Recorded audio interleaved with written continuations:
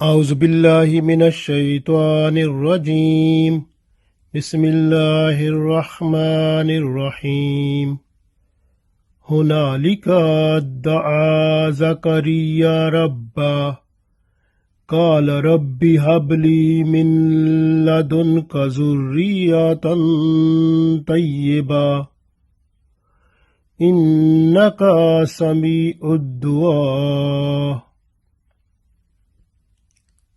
عزیز دوستو، السلام علیکم ورحمۃ اللہ وبرکاتہ۔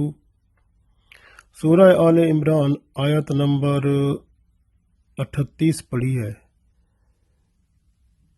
اس میں اللہ تعالیٰ نے زکریا علیہ السلام کی دعا کا ذکر فرمایا ہے کہ جب انہوں نے حضرت مریم علیہ السلام کے پاس غیبی کھانا دیکھا جو اللہ سے آیا کرتا تھا، یعنی جنت کا کھانا، اور اس میں بے موسمی پھل بھی ہوا کرتے تھے، تو انہوں نے اللہ کی طرف عرض کیا کہ یا اللہ، اگر تو اسے بے موسمی پھل دے سکتا ہے تو میں بوڑھا ہو گیا ہوں، میری بیوی بھی بانجھ ہے، تو ہم بے موسمی ہیں، یعنی بڑھاپے میں اولاد تو نہیں ہوتی، لیکن بے موسمی اولاد بھی تو دے سکتا ہے۔ اس لیے اللہ تعالیٰ سے انہوں نے گڑ گڑا کر دعا کی۔ اللہ تعالیٰ نے ان کی دعا قبول فرمائی اور اللہ نے بیٹا عطا فرمایا یحییٰ علیہ السلام کی صورت میں۔ پڑھتے ہیں، ارشاد ہے ہنالکا، ہونا کا مطلب وہیں پر بیٹھے ہوئے، جب انہوں نے دیکھا نا تو دروازے بند کر کے دعا کی اللہ تعالیٰ سے۔ ہنالکا دعا، تو ہنالکا ادھر ہی انہوں نے وہیں پر دعا کی۔ زکریا علیہ السلام نے ربہ، اپنے رب سے۔ زکریا علیہ السلام نے وہیں بیٹھے ہی جب انہوں نے وہ مریم علیہ السلام کے پاس بے موسمی پھل دیکھے تو انہوں نے ادھر ہی دعا کر دی، اللہ تعالیٰ سے عرض کر دیا کہ ہنالک دعا زکریا ربہ، وہیں پہ اللہ تعالیٰ سے دعا کی زکریا علیہ السلام نے ربہ، اپنے رب سے۔ قالا، تو انہوں نے کہا ربی، اے میرے رب،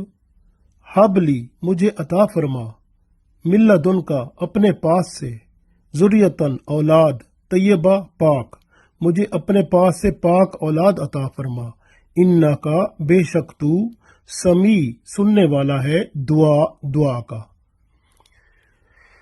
ہنالکا دعا زکریا ربہ قال ربی حبلی من لدنکا ذریۃً طیبہ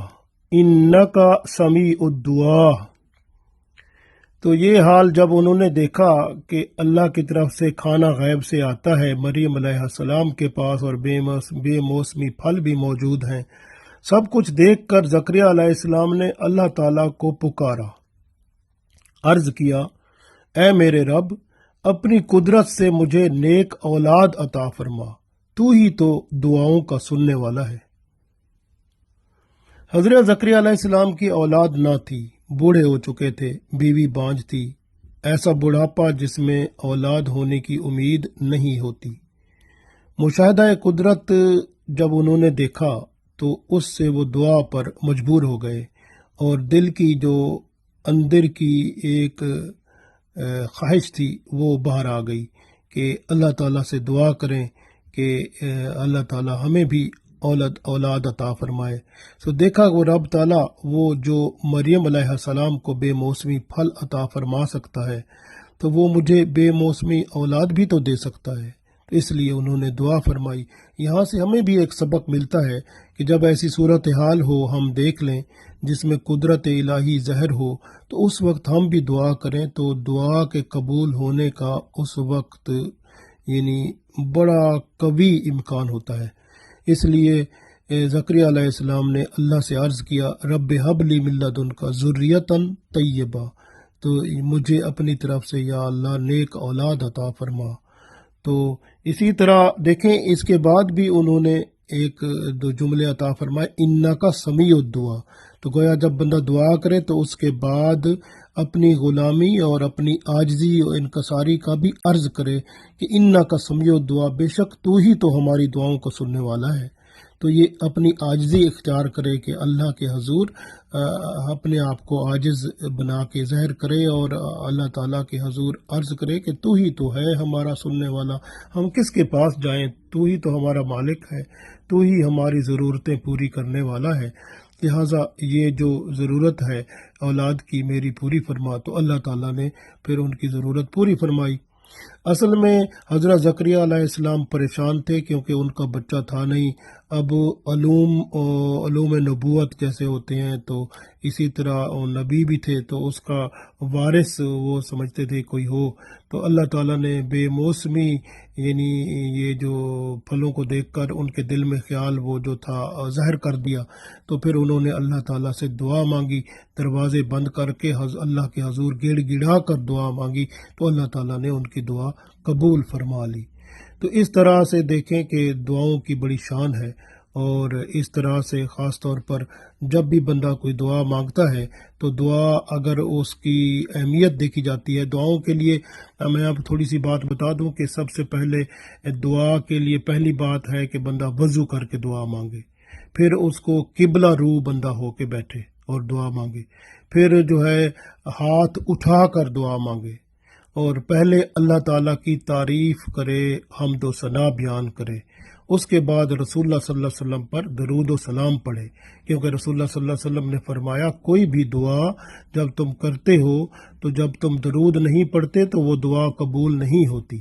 ایک اور جگہ فرمایا کہ جب تم درود نہیں پڑھتے تو تمہاری دعا زمین و آسمان کے درمیان معلق رہتی ہے، اس لیے درود پڑھنا بھی ضروری ہے۔ پھر بندہ دل کی حضوری سے دعا کرے، ان دل کی حضوری کیا بتاؤ، دل کو حاضر رکھے، یہ نہ ہو کہ بندہ یہاں دعا کر رہا ہے اور دل کسی اور جگہ پہ ہے، یعنی ذہن کسی اور جگہ پہ ہے، دل کسی اور جگہ پہ ہے، بلکہ ذہنی طور پر دلی طور پر وہیں پر حاضر ہو۔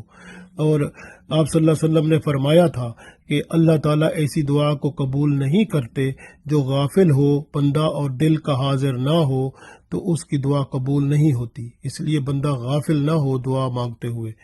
پھر یہ ہے کہ جب تک بندے کو یقین نہیں ہوگا دعا قبول نہیں ہوگی، کیونکہ بندہ اللہ پر یقین کرے اور یہ سمجھے کہ میری دعا قبول کرنے والی ذات صرف اللہ تعالیٰ ہی ہے، اس لیے اللہ کی طرف رجوع کرے، اللہ ہی دعاؤں کو قبول کرنے والا ہے۔ پھر دعا اپنے لیے بندہ کرے، اور جو ہے جس طرح رسول پاک صلی اللہ علیہ وسلم بھی ایسے فرماتے تھے، اور سب سے بڑی بات یہ ہے کہ ایک دم جلد دعا نہ کرے بلکہ وہاں پر ٹھہرا رہے، جیسے ہوتا ہے نا یعنی یہ نہیں ہے کہ فوراً ہی بس عرض کیا اور بس چلا گیا، نہیں، جیسے آپ نے کسی کے پاس کوئی چیز لینے جانا ہے تو آپ وہاں پر بیٹھتے ہیں نا تھوڑی دیر، تو ایک دم تو نہیں بھاگ جاتے نا، تو اس لیے کہ وہاں آپ جلدی نہیں کرنی بلکہ آپ بیٹھیں، تھوڑی دیر بیٹھیں، دعا کرتے رہیں بار بار، اور عرض کرتے رہیں، یعنی کہ اب جیسے بندہ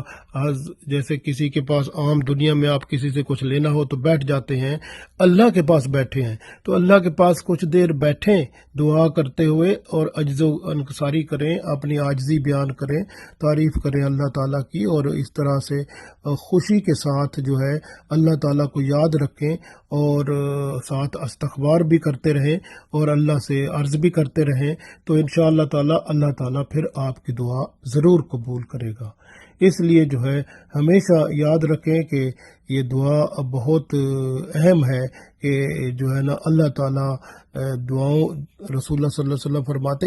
عبادتوں کا مغز ہے دعا، تو دعا جو ہوتی ہے یہ بڑی اہم چیز ہے، اور اس سے یہ ہے کہ بندے کی عاجزی ظاہر ہوتی ہے، کہ بندہ اللہ کو اپنا آقا سمجھتا ہے، مالک سمجھتا ہے، تبھی تو اس کے سامنے عرض کرتا ہے نا۔ تو اس لیے یاد رکھیں کہ جو ہے نا سب سے بڑی بات یہی ہے کہ جو ہے نا یہاں پر جیسے بیان ہوا کہ حضرت زکریا علیہ السلام نے بچوں کے لیے دعا مانگی، اولاد کے لیے دعا مانگی، تو اس طرح سے دعا بندے کو ضرور مانگنی چاہیے۔ اور رسول اللہ صلی اللہ علیہ وسلم نے یہ بھی فرمایا کہ یہ جیسے انہوں نے بچوں کے لیے دعا، بیوی بچے بھی تو آپ کو پتہ ہے زندگی کا حصہ ہوتے ہیں، اس لیے جو ہے یہ ہے کہ رسول پاک صلی اللہ علیہ وسلم نے یہ بھی فرمایا کہ وہ بندہ جو یعنی شادی کرنے کے قابل ہے، نکاح کر سکتا ہے، بچے پیدا کر سکتا ہے، اور پھر بھی وہ نکاح نہیں کرتا تو رسول پاک صلی اللہ علیہ وسلم اس کو اپنے اپنی جماعت سے باہر کر دیتے ہیں۔ تو اس لیے فرماتے ہیں آپ صلی اللہ علیہ وسلم نے، یعنی کہ اس شخص کو، یعنی جو بندہ